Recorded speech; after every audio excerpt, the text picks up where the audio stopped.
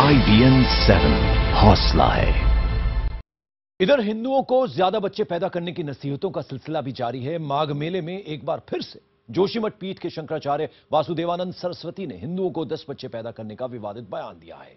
हालांकि उनके इस बयान से शंकराचार्य स्वरूपानंद सरस्वती सहमत नजर नहीं आए। देखिए कैसे बच्चों ने मचाई है धर्म के क्षेत्र में खलबली। रक्षा पाने के लिए हमें 10 पुत्र की आवश्यकता होती है, इसलिए हमें 10 पुत्र चाहिए।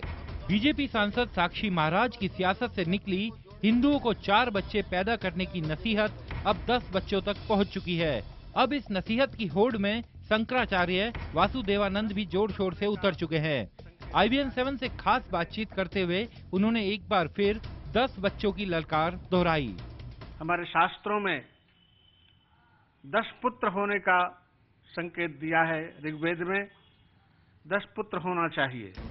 अब सरकार भले ही 2 बच्चे ही अच्छे की गुहार लगाती रहे, लेकिन शंकराचार्य जैसे कई और साधु संत हैं जो हिंदुओं के ज्यादा बच्चे पैदा करने के पक्ष में हैं। लखनऊ में हुए BHP के महासम्मेलन से भी ऐसी ही आवाज आई। जाहिर है बीजेपी सांसद साक्षी महाराज की नसीहत अब तेजी से आगे बढ़ रही है, लेकिन सवाल ये, क्या सभी संत इस पर एकमत हैं? माघ मेले में सनातन धर्म संसद चल रहा है और इस धर्म संसद से पहले हमने शंकराचार्य स्वरूपानंद सरस्वती से भी बात की। उन्होंने बच्चे पैदा करने की ऐसी टेढ़ी नसीहतों पर सख्त ऐतराज जताया। हम इससे बिल्कुल सहमत नहीं है।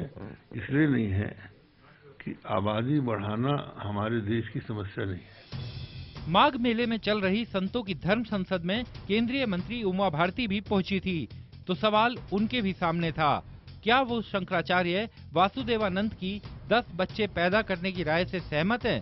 सुनिए क्या है उनकी राय। संतों की बातों पर मैं तो बिल्कुल कभी टिप्पणी नहीं करती। राजनेताओं को संतों की बातों पर प्रतिक्रिया नहीं देनी चाहिए।